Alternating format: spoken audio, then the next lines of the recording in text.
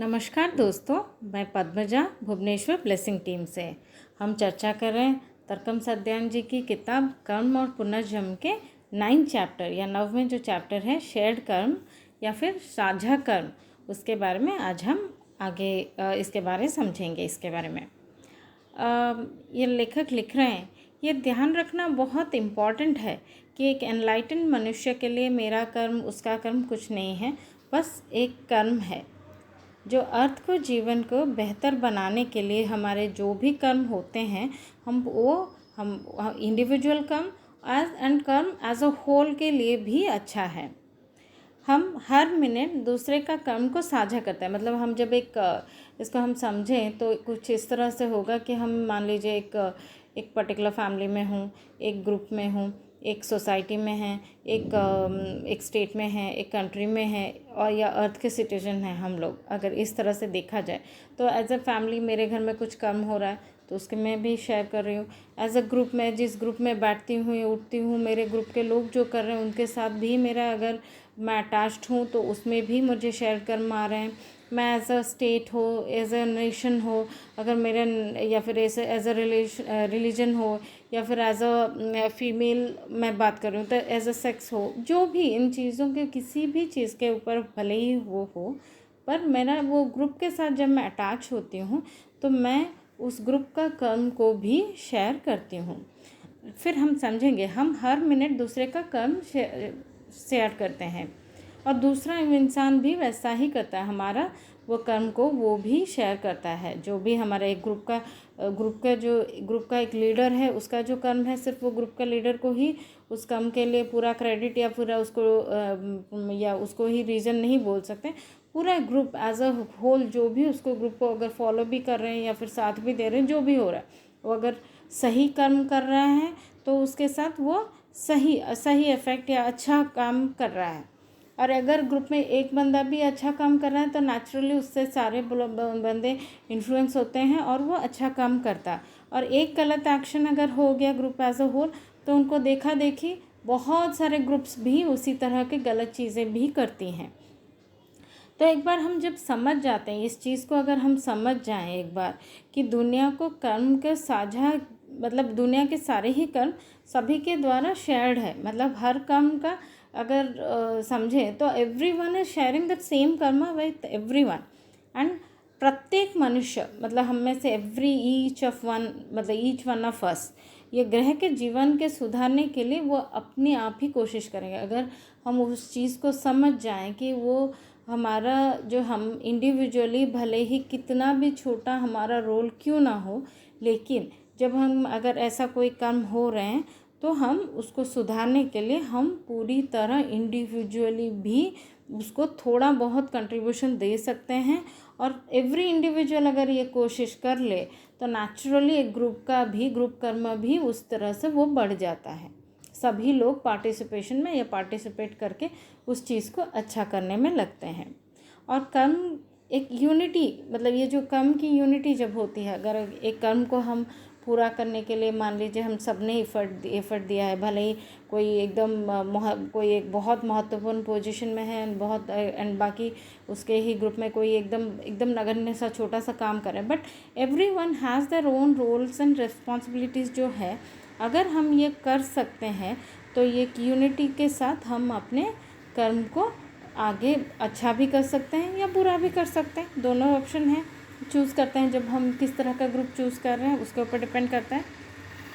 ये जो कर्म की यूनिटी हमें सिखाता है कि हम दुश्मनों से छुटकारा नहीं पा सकते, मतलब हमारी जो एनिमी है या फिर दुश्मन जिसको कहें, उससे हमें छुटकारा नहीं मिल पाता है। हम ये समझ चुके हैं कि हम जो कर्म है उसके लिए हमारा कर्म शेयर कर रहे हैं और हमारे दुश्मन भी हमारे कर्म शेयर कर रहे हैं, मतलब हम उनका कर्म शेयर कर रहे हैं। क्योंकि एक रिलेशनशिप बन रहा है, मान लीजिए एक रिलेशनशिप बन रहा है कि आपका मेरा एनिमिसिटी है, तो फिर मैं भी जो कर्म कर रही हूँ, आपको मुझे देख के वो गुस्सा आ रहा है, आप और कुछ कर रहे हैं, उसको देख के मेरा फिर रिएक्शन हो रहा है, मैं कुछ और कर रही हूँ। एज अ ग्रुप भी एग्जैक्टली वही होता है। अगर दो ग्रुप में झड़प है तो एक ग्रुप कुछ एक्टिविटी कर रहा है जो पसंद नहीं आ रहा है, दूसरा ग्रुप वही कर रहा है, तो उसी तरह से एक दूसरे से वो कर्म को शेयर कर रहे हैं। मतलब वो उस कर्म के साथ भी आपका शेयरिंग है, जो भले ही आपका दुश्मन कर रहा है लेकिन उसका इंस्टिगेट करने का पार्ट तो हमारा था, तो उस हिसाब से हम वो कर्म भी शेयर करते हैं। तो हम ये लंबे युगों के अनुभवों से, मतलब लाइक लॉन्ग जो लेखक लिख रहे हैं, बहुत ये अनुभव जो से नॉलेज आया है, विजडम आया है, उसके साथ हम लोग ये सीखते हैं कि हम दुश्मन को समझना सीखते हैं। मतलब अदर ग्रुप जो है या फिर अदर जो भी है, हम उनको समझना सीखते हैं और उन्हें मतलब अगर हम सही पर्पस के लिए हैं तो उनको हम एजुकेट भी करते हैं कि एग्जैक्टली पर्पस के लिए, किस पर्पस के लिए हम काम कर रहे हैं, और उन प्रिंसिपल्स की सेवा करते हैं जो सभी लोगों के लिए एक बेहतर बनाने का स्थान बना दे ये वो अर्थ को। मतलब हम उस तरह का काम करेंगे जो अर्थ में एक सबके लिए अच्छे से रह पाएँ, जिस तरह से हम उसके बेहतरी के लिए जब हम इकट्ठे काम कर सकते हैं। यहाँ पे एक एग्ज़ाम्पल दिमाग में आ रहा है, वो कोट करूँगी। मान लीजिए प्लास्टिक। अभी हम इन सभी लोग जानते हैं कि प्लास्टिक के यूसेस की वजह से अर्थ की क्या हालत हो रही है। पानी में, नाले में, समंदर में, इवन गाय भैंस भी मर रहे हैं प्लास्टिक खा रहे हैं। वो प्लास्टिक में हम जब डस्टबिन फेंकते हैं, हम उस तरह से भी प्लास्टिक हर किसी के लाइफ में इफ़ेक्ट हो रहा है। हमारे जो पीने का बॉटल, पानी, सभी को, हम सभी जानते हैं कि प्लास्टिक की यूज़ की वजह से हम लोग एज सच बीमारी भी बढ़ रही है, सब कुछ प्रॉब्लम्स बहुत सारा हो रहा है। हम individually every one of us हम जानते हैं कि हमारा यूज़ मतलब से प्रॉब्लम होते हैं, बट फिर भी हम इररिस्पॉन्सिबल होके कई बार क्या करते हैं, हम एक ठीक है मैंने तो आज बैग नहीं लिया, एक प्लास्टिक बैग से ले लेती हूँ,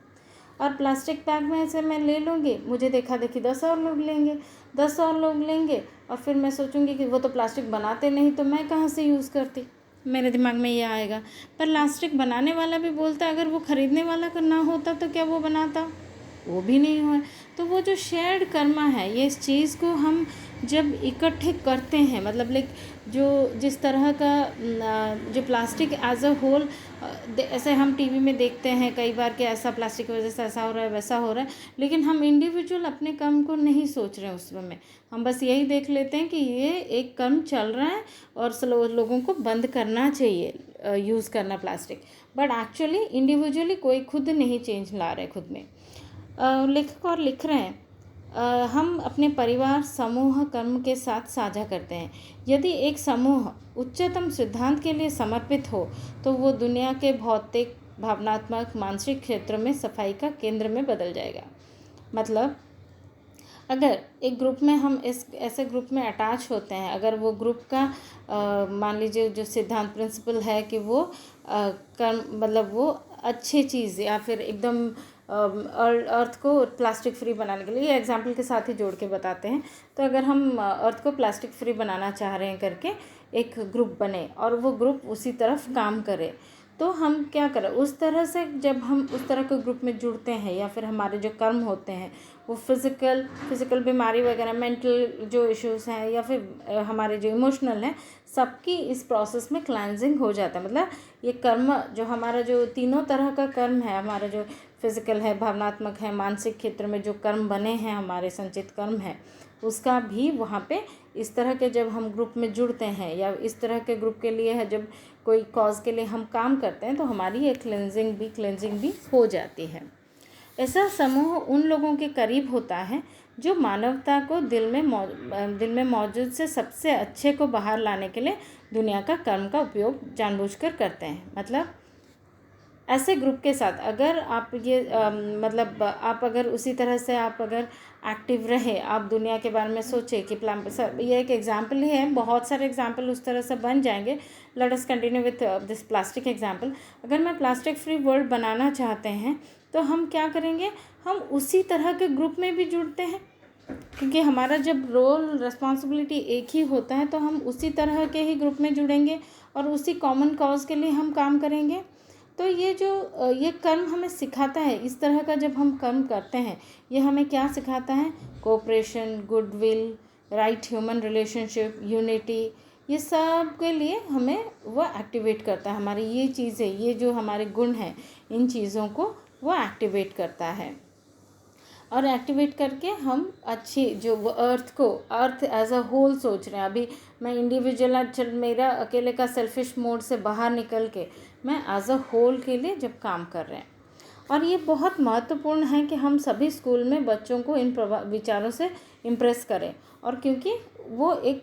वो उनमें से एक इस प्रशिक्षण अगर मिल जाए उनको कि आज आप सिर्फ अपने बारे में नहीं सोचोगे, आप सोसाइटी से आए हो, सोसाइटी को भी आपको देना है, तो नेचुरली अब सोसाइटी में आपका रोल क्या है उस हिसाब से अगर अलर्ट रहें बच्चे, राइट फ्रॉम देयर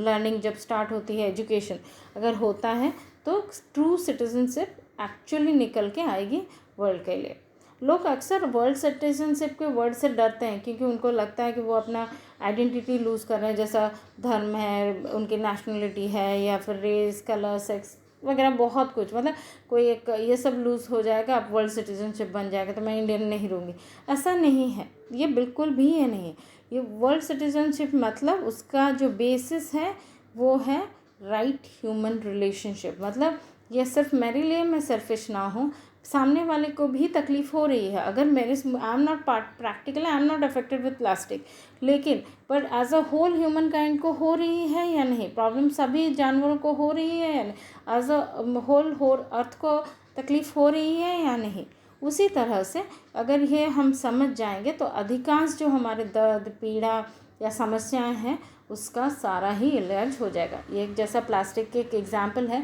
ये हर फील्ड में एग्जैक्टली यही एप्लीकेबल है। जो एडवांस ह्यूमन बींग्स होते हैं वो इस तरह का जो साइंस है, ये एक साइंस के तरह इन्होंने लिखा हुआ है लेखक ने, कि ये जो शेयर्ड कर्म का साइंस है वो डिकोड कर लेते हैं उसको, और वो सभी फील्ड में यही चीज़ को एप्लीकेबल करते हैं। यदि हम ग्रह की पीड़ा कम करना चाहते हैं तो हमें ये सभी लोगों को सीख देना होगा, और उनको डिटेल्स एंड प्रैक्टिकलिटी भी के साथ। मतलब ऐसा नहीं कि बस आप बेसिस के ऊपर आप किसी को ऐसे ही प्रीच करना स्टार्ट करते हैं, ऐसा नहीं है। सही डिटेल्स एंड प्रैक्टिकलिटी के साथ किसी को अगर आप इम्प्रेस करते हैं या कन्विंस करते हैं तो डेफिनेटली ये बहुत अच्छे से काम करेगा। और ये एक ऐसा साइंस होगा जो पृथ्वी में पोल्यूशन कम करेगा या राष्ट्र और लोगों के बीच दुश्मनी को साफ करेगा। पोल्यूशन इज लिटरली, पोल्यूशन की बात नहीं कर रहे हैं लेखक, ये मतलब प्रदूषण जो जब अब भले ही वो मेंटल प्रदूषण हो, इमोशनल हो, फिजिकल हो, जो भी प्रदूषण एज अ होल, हमारे विचारों में भी संकीर्णता भी हो, मतलब उस चीज़ को भी हम इसके कैटेगरी में रख सकते हैं कि ये एक ऐसा साइंस बनेगा जो सारे ही मतलब इम्प्योरिटीज़ जो वर्ल्ड की हैं उसमें से निकल जाएगा, और सारे ही लोग एक यूनिवर्सल यूनिटी के साथ आप काम करेंगे। मतलब एक कॉमन गोल के तरफ सब आकर्षित होंगे, और सब उस गोल को अचीव करने के लिए भी दिल जान से काम करेंगे। एक एग्ज़ाम्पल अगर वापस एक दूँ, अब गांधी जी हमारे जो फ्रीडम स्ट्रगल हुई थी, भले ही गांधी जी ने एज अ लीड किया था, बट उन सब का रोल भी इक्वली इम्पॉर्टेंट था। भले ही जिसने वो उनके ऑफिस का दरवाज़ा खोल रहा हो या झाड़ू लगा रहा हो, या जो भी उस चीज़ के लिए जो भी जिस तरह मतलब जिस बंदे ने भी, भले ही उसका नाम हिस्ट्री में मेंशन हो ना हो, हर कोई जो भी उस मोमेंट में पार्टिसिपेट किया था उसका रोल है। और लेखक बहुत इंटरेस्टिंग चीज़ मेंशन करें यहाँ पे कि जब हम एक एज अ ग्रुप या एज अ होल हम जब काम करते हैं तो उस समय हम हमारे जो इंडिविजुअल कर्म है उसको हम काट रहे हैं, साझा कम कर रहे हैं, एक अच्छे काम के लिए हम साथ दे रहे हैं, प्लस हमारी जो इंडिविजुअल, क्योंकि इंडिविजुअल काम हट गया, क्योंकि हम ह्यूमैनिटी एज अ होल, एक टोटल अर्थ के सारे ही लोगों की भलाई के लिए काम कर रहे हैं, तब हम अपनी इंडिविजुअली जो भी सारे हमारे जो काले कर्म का भला कितना जमावड़ा क्यों ना हो हमारे पास, वो सारा ही इसमें कट जाता है। भले ही वो फिज़िकल कर्म हो या इमोशनल कर्म हो या मेंटल कर्म हो, तीनों ही हो तो वो निकल जाता है। और ये लेखक लिख रहे हैं इस समय हिस्ट्री का ये जो टाइम है, यह जो अर्थ एक वर्ल्ड समुदाय बन जाए, विश्व समुदाय बन जाए, और ये यहाँ पे एक नया तरह का कॉन्स्टिट्यूशन होना चाहिए, जिस कॉन्स्टिट्यूशन का बेसिस होना चाहिए right human relationship. Right human मतलब मैं अपने से पहले अगर आपके बारे में सोचूं तो सारा प्रॉब्लम ही ख़त्म हो जाए। अगर मैं सामने वाला, अगर कोई आदमी बेच रहा है, मेरे पास मैं सपोज़ संतरे रखे हैं, कुछ मतलब ख़राब हो गए हैं, मैं सोच रही हूँ कि कैसे भी करके मेरा पैसा मुझे मिल जाना चाहिए। वो भले ही अच्छा ले रहा है, बुरा ले रहा है, वो 4 अच्छे ढूंढ रहा है कस्टमर, मैं सपोज़ उसको 2 गंदे वाले दे दी, तो क्या कर रहे हैं? मैंने उसके बारे में नहीं सोचा, मैंने सिर्फ अपने बारे में सोचा। लेकिन अगर मैं बोलूँगी कि अगर वो उसको कैसा लगेगा, वो तो भी पैसे दे के ही ख़रीद रहा है, नहीं मैं उसको अच्छी चीज़ें दूँगी, तो क्या होगा? वो आज मुझे शायद लॉस हो सकता है कि मैंने मेरे जो ख़राब हो गए संतरे उनको बिक्री नहीं हो रही, बट वो ये बिलीव करेगा कि मेरे पास जाएगा तो अच्छे सामान आ रहा है, तो every time he will come back to me.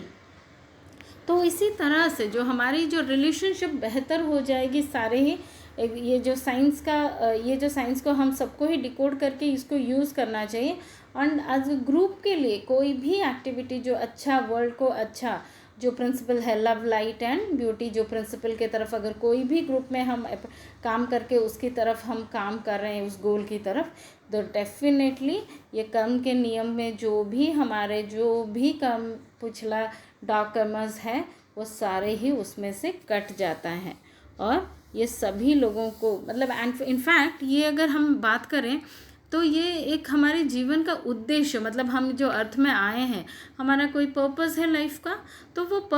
Life का पर्पस समझने के लिए भी हमें ये हेल्प करता है कि हम एज अ होल, मतलब मैं इंडिविजुअली खाना खा के पी के सो के उठने के लिए नहीं आए हैं, हम कोई एक काम करने के लिए आए हैं इस अर्थ के लिए, तभी हमारा ज़िंदगी मतलब आना लाइफ में, अर्थ में लाइफ आने का पर्पस भी वही है। तो हमें वो पर्पस मिलता है जब हम ऐसा कोई अच्छे काम की तरफ आकर्षित होते हैं और उसके तरफ हम काम करते हैं। और ये सभी लोगों को ये जो उद्देश्य, जो हमारा जो पर्पस ऑफ लाइफ को समझने के लिए बहुत हेल्पफुल होता है। तो दोस्तों आज के लिए बस इतना ही। कल हम आगे 10वां चैप्टर,